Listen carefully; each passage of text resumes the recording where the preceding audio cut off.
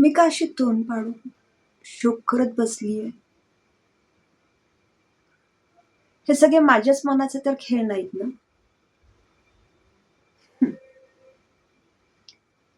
माणसाचं मन ना कधी जाणून नाही घेता येत. आठवणी, आशा, आकांक्षा, स्वप्न यातच ते अगदी हरवून गेलेलं असतं. आणि त्यात काही स्वप्न, काही आठवणी तर त्या अशा असतात ना की त्या खूप हव्याशा वाटतात. आणि त्यातच ते रमतं. म्हणजे असं वाटतं की आपण त्या वास्तवातच जगतोय.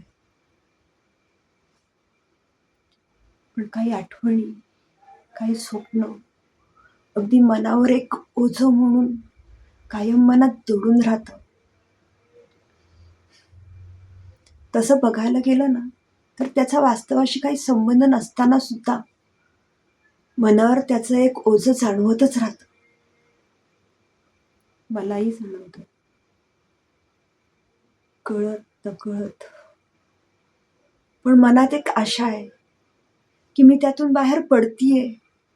नव्हे, मला त्यातून बाहेर पडायचंय.